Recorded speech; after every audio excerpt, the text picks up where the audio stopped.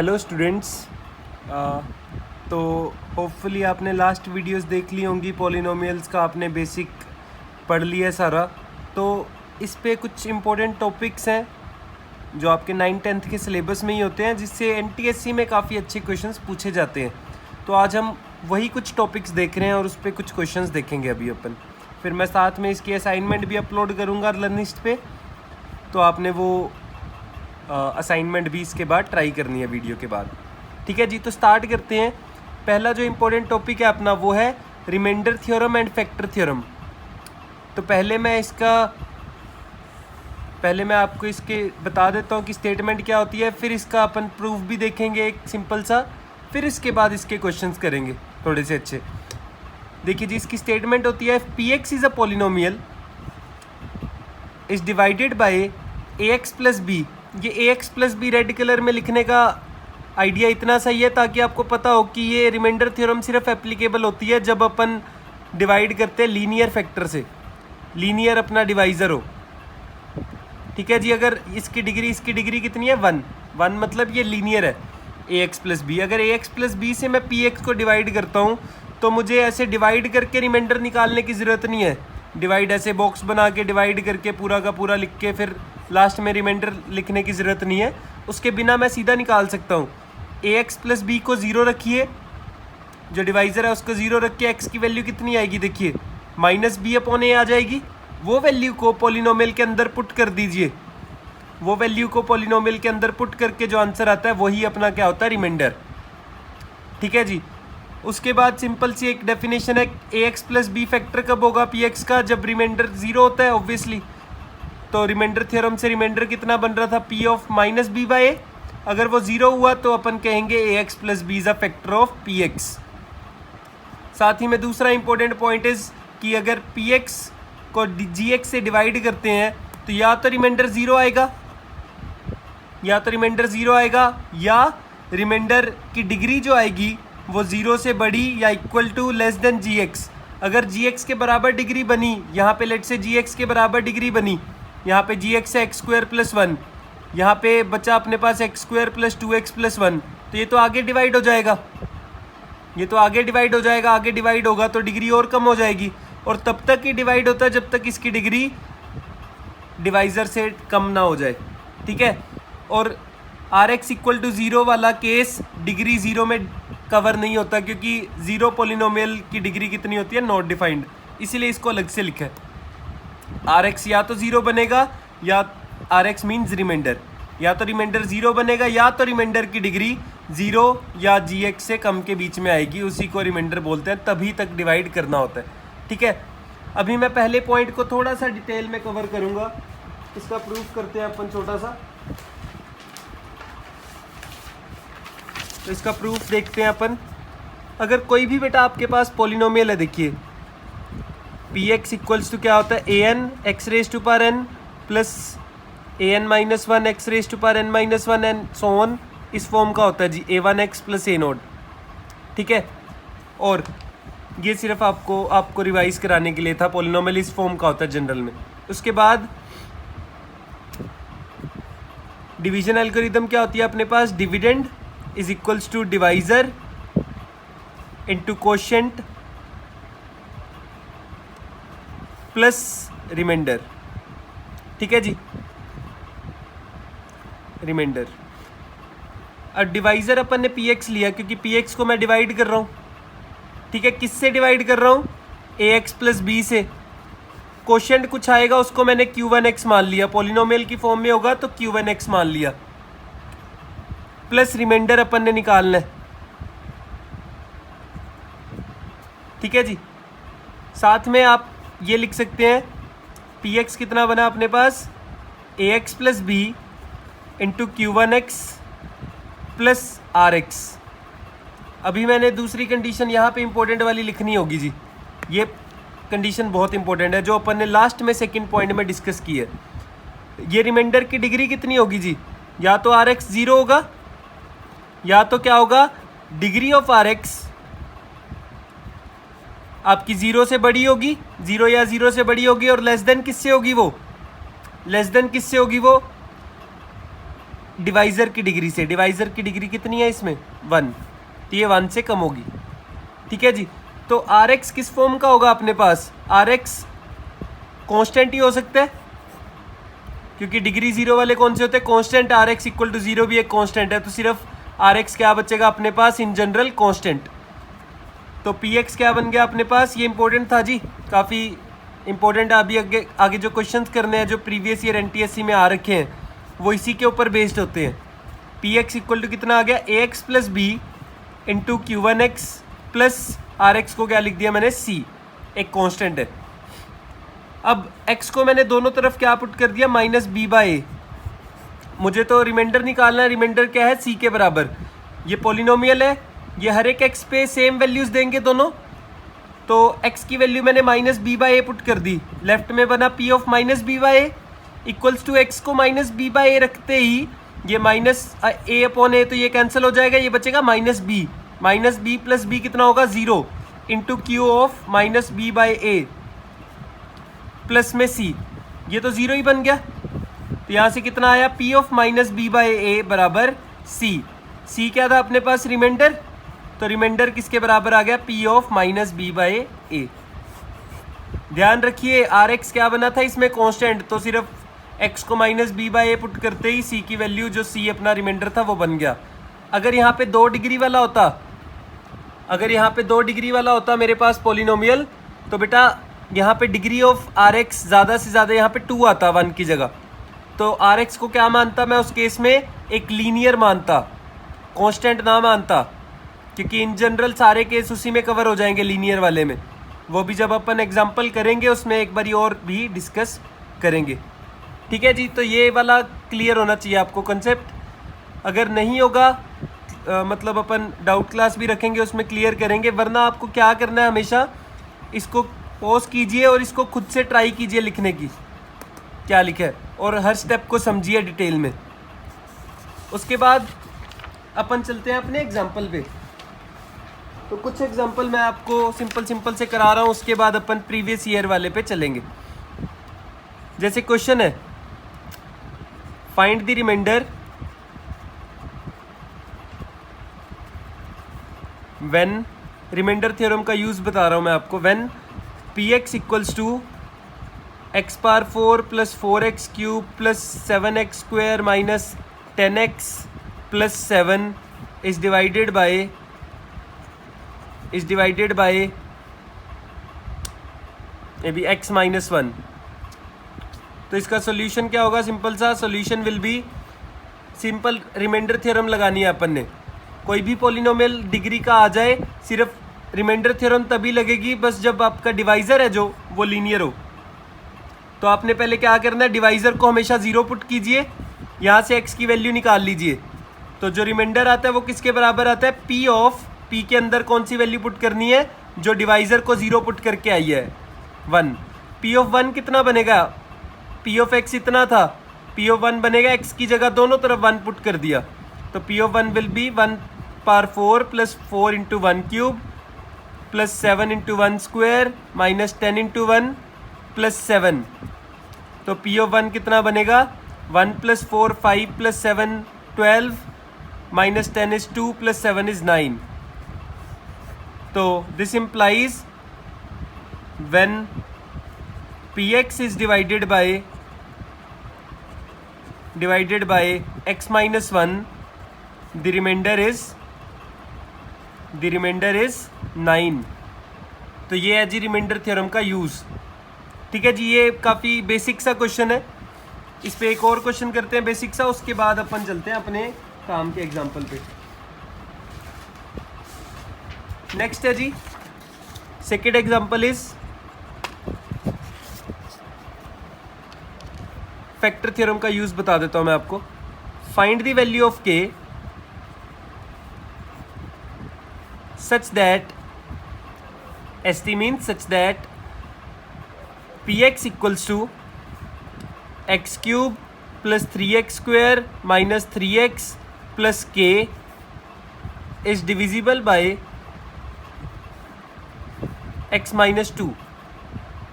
इस divisible by का मतलब क्या है जी, कि x माइनस 2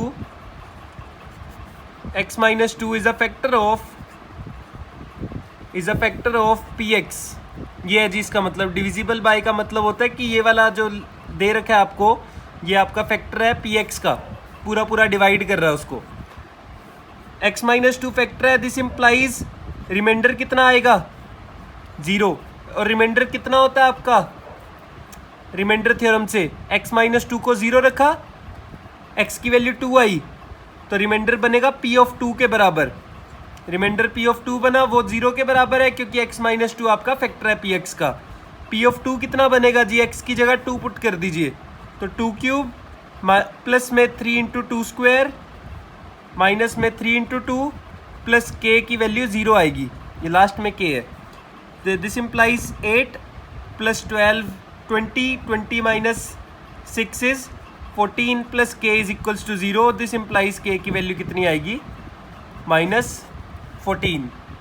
तो इस तरीके से रिमाइंडर थ्योरम या फैक्टर थ्योरम आप अप्लाई कर सकते हैं। ठीक है जी, बेसिक क्वेश्चंस में।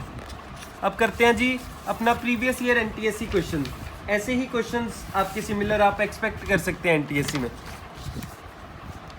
तो ये क्वेश्चन देखिए जी, पहले तो क्वेश्चन रीड करते हैं अपन, फिर उसको समझते हैं। सोल्यूशन छोटा ही होगा इसका, लेकिन अभी समझ रहे हैं तो मे भी लिखने में थोड़ा आपको लेंदी लग सकता है देखने में, लेकिन जब आपको प्रैक्टिस हो जाएगी तो आप इसको 2-3 लाइंस में ही कर लिया करेंगे। If a polynomial p x, अब इस क्वेश्चन में खास बात है कि पोलिनोमियल दे ही नहीं रखा। If a polynomial p x when divided by x minus 3 gives remainder 5। तो मैं एक बॉक्स बना रहा हूँ, यहाँ पे डिविडेंड लिखा मैंने, यहाँ पे डिवाइज़र और यहाँ पे रिमाइंडर। ठीक है जी, मेरे पास क्या कंडीशन दे रखी है पहली, जब मेरे पास पोलिनोमियल पी एक्स है, डिविडेंड पी एक्स है, डिवाइज़र मेरे पास पहले केस में कितना x माइनस 3, तो रिमाइंडर कितना दे रखा है 5, ये गिवन है अपन को। सेकंड है and when divided by x minus 7, अगर इसी पोलिनोमियल को मैं x माइनस 7 से डिवाइड करूँ x माइनस 3 की बजाय, तो रिमाइंडर कितना दे रखा है -3। यहाँ तक तो सिर्फ अपन ने क्या किया, ये जो कंडीशन दे रखी थी, ये जो लैंग्वेज में, इसको एक टेबल की फॉर्म में अरेंज कर दिया। उसके बाद क्वेश्चन है then find the remainder when the same polynomial is divided by x minus 3 into x minus 7। इस क्वेश्चन में खास ये है कि जो डिवाइज़र है लास्ट वाला, वो आपका क्या है, पहले दो डिवाइजर्स का प्रोडक्ट है।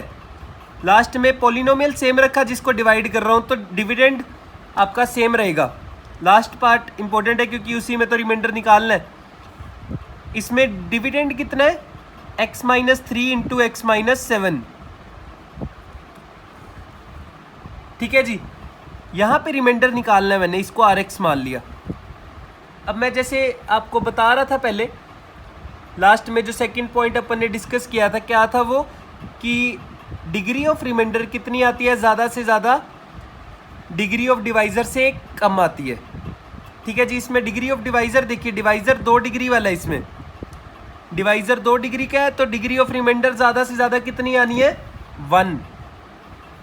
ठीक है जी, तो अपन rx क्या मानेंगे इस केस में, ये सबसे इंपॉर्टेंट स्टेप है। लेट rx कितना आएगा, लीनियर आएगा ज़्यादा से ज़्यादा, और ये लीनियर वाला सारे केस कवर कर लेगा। rx इक्वल टू 0 वाला भी, rx की वैल्यू, rx की डिग्री 0 वाला भी, और rx की डिग्री 1 वाला भी। वो कैसे, अगर a और b वैल्यू सॉल्व करके 0 आ गया तो rx इक्वल टू 0 वाला केस कवर हो गया। अगर a की वैल्यू नॉन ज़ीरो आ गई तो ये लीनियर बन जाएगा। अगर a की वैल्यू 0 एंड b की वैल्यू कांस्टेंट आ गई तो डिग्री 0 वाले कवर हो जाएंगे। तो ये जनरल में ऐसे मान लेना है। ठीक है, फिर इन दो कंडीशंस को यूज़ करते हुए अपन ने a एंड b निकालना है। ठीक है जी, तो आगे स्टार्ट करते हैं अपन। आगे डिविडेंड क्या होता है, डिविडेंड लास्ट वाले केस में मैं मान रहा हूँ, dividend equal to divisor into quotient plus remainder. Remainder क्या मानना है इसमें, ax प्लस b। ये वाले स्टेप का यूज़ कर लिया मैंने साथ में, वरना मैं rx लिखता इसमें। तो रिमाइंडर क्या आएगा, ax प्लस b। अब मैं इन दो कंडीशंस का कैसे यूज़ करूँगा, सोचिए थोड़ा। ये दो कंडीशंस है और मेरे पास दो ही चीज़ें हैं जो मैंने निकालनी है, a, b। क्योंकि रिमाइंडर में x तो आएगा ही आएगा, px है ना अपने पास पॉलिनोमियल, तो rx में रिमाइंडर में x तो आएगा ही। a एंड b निकालने हैं अपन ने बस। तो अब देखिए इसको मैं 1 मान लेता हूँ, और ये वाली जो पहली कंडीशन गिवन है, when polynomial is divided by x minus 3 the remainder is 5, तो ये इक्विवेलेंट है p ऑफ 3 कितना गिवन है अपन को 5। ये किससे आएगा? रिमाइंडर थ्योरम से, क्योंकि डिवाइजर पहले केस में क्या है? लीनियर। लीनियर वाले केस में कैसे आता है अपने पास रिमाइंडर? x माइनस 3 को 0 किया, x की वैल्यू जो आई उसको पॉलिनोमियल में पुट किया, वो आंसर दे रखा है अपन को 5। एंड सिमिलरली दूसरे केस में x माइनस 7 अगर डिवाइजर है तो x की वैल्यू कितनी आएगी? 7। वो अगर मैं पॉलिनोमियल में पुट करता हूँ वही तो रिमाइंडर के बराबर होती है। तो ये दो कंडीशंस गिवन है हमें, इनको यूज़ करना अब आसान होता है, काम की चीज़ होती है ये कंडीशन समझना कि ये कंडीशंस कैसे आती हैं। वो आती हैं अपनी रिमाइंडर थ्योरम से ही। लास्ट वाले में मैं सीधा सीधा रिमाइंडर थ्योरम अप्लाई नहीं कर सकता, क्योंकि लास्ट वाले में डिवाइजर अपना क्वाड्रेटिक है, 2 डिग्री वाला। तो अब इस दो कंडीशंस का यूज़ कैसे करेंगे? ये 1 में दोनों तरफ x को 3 पुट कर दीजिए, क्योंकि p ऑफ 3 मैंने यूज़ करना है 5 है। p ऑफ 3 बनेगा कब? जब मैं x को 3 पुट करूँगा दोनों तरफ। p ऑफ 3 बनेगा इक्वल्स टू में, यहाँ पे देखिए 3 माइनस 3 बनेगा, 3 माइनस 3 ये 0 बन जाएगा, 0 into any thing is 0, plus में 3a प्लस बी एक्स की जगह 3 रखा तो ये 3a बनेगा प्लस में b। p ऑफ 3 कितना मेरे पास? 5 की वैल्यू आ गई 3a प्लस b। एंड दूसरी तरफ पुट x इक्वल्स टू 7, क्योंकि p ऑफ 7 को यूज़ करना है अपन ने। p ऑफ 7 को यूज़ करने के लिए x को 7 पुट किया दोनों तरफ इसी 1 में, तो क्या बनेगा? p of 7 is equals to ये अगेन 0 बनेगा, प्लस में 7a plus b। p of 7 कितना था जी? -3 equals to 7a plus b आएगा। ये दो इक्वेशन, 2 वेरिएबल बन गए, इनको सॉल्व करके a एंड b निकाल लेना है आपने फटाफट से। तो ये बनेगा a की वैल्यू आई थिंक 2 आ जाएगी, एंड b की वैल्यू आ जाएगी -1। a की वैल्यू 2, b की वैल्यू -1। तो ये ठीक है या नहीं? नहीं जी, a की वैल्यू -2 आएगी यहाँ पे। a की वैल्यू -2 आएगी तो ये -6, और b की वैल्यू बनेगी प्लस में 11। ठीक है जी, तो ये आप निकाल सकते हैं। a की वैल्यू, b की वैल्यू यहाँ से निकाल के यहाँ पे पुट कर दीजिए, फिर a में इक्वेशन बनेगी, उसको सॉल्व करके a आ जाएगा, एंड देन वापस से किसी भी इक्वेशन में a की वैल्यू पुट करके b की वैल्यू निकाल लेनी है। a एंड b आ गया, तो this implies remainder is -2x plus 11। तो the required remainder is -2x plus 11। दोबारा से रिपीट कर देता हूँ एक बारी मैं फटाफट से आपको। अपन को क्या क्या कंडीशंस गिवन थी? एक पॉलिनोमियल था, तीनों केस में डिविडेंड है, वो डिवाइजर चेंज हो रहे हैं, रिमाइंडर भी चेंज हो रहे हैं ऑब्वियसली, और लास्ट केस में रिमाइंडर निकालना है। कभी भी ऐसा नहीं करना डिवाइजर मल्टीप्लाई हो गए तो जी रिमाइंडर मल्टीप्लाई हो जाएंगे। वो केस आ सकता है, लेकिन वो पर्टिकुलरली किसी क्वेश्चन में आ सकता है, जनरल में काम नहीं चलता। वो जनरल में अपन को ax प्लस बी मानते हुए काम करना है। ठीक है जी, लास्ट केस में देखिए पॉलिनोमियल px मानते हुए डिवाइजर को ये मानना है और रिमाइंडर निकालना है अपन ने। तो रिमाइंडर की डिग्री मैक्सिमम कितनी होगी? 1, क्योंकि डिवाइजर की डिग्री 2 है। 1 डिग्री वाला रिमाइंडर किस फॉर्म का होगा? जनरल में ax प्लस बी फॉर्म का। तो पॉलिनोमियल लिखा, dividend equal to divisor into quotient कुछ भी लेट कर लिया, प्लस में रिमाइंडर को यूज़ कर लिया कि डिग्री 1 का ही होगा बस। फिर इन दो कंडीशंस को यूज़ करना है। ये वाली कंडीशन कैसे बनी थी? रिमाइंडर थ्योरम से, क्योंकि इस केस में दोनों में डिवाइजर लीनियर है, तो p ऑफ 3 की वैल्यू रिमाइंडर के बराबर होगी, p ऑफ 7 की वैल्यू रिमाइंडर के बराबर होगी। उसके बाद इन दो कंडीशंस को यूज़ कैसे करना है क्वेश्चन में? फिर जो इक्वेशन 1 बनाई थी उसमें दोनों तरफ x को एक बारी 3 पुट कीजिए, एक बारी दोनों तरफ x को 7 पुट कीजिए। उसका फ़ायदा ये होता है कि क्वेश्चन तो अपन को वैसे भी पता नहीं था, और इन दो वैल्यूज़ पे क्वेश्चन के साथ वाली टर्म 0 बन जाएगी, ताकि क्वेश्चन का यूज़ ही ना आए। ठीक है जी, उन दोनों को सॉल्व करके a b निकाल लेना है, फिर रिमाइंडर अपने पास बन जाएगा जी। ठीक है जी, तो इस तरह के क्वेश्चंस मैं आपकी असाइनमेंट में डालूंगा, तो उसको कीजिएगा। उसकी डाउट क्लास अपन रखेंगे नेक्स्ट वीक से रखेंगे होपफुली। तो उसमें अपन डिस्कशन किया करेंगे इसकी। ठीक है जी, थैंक यू।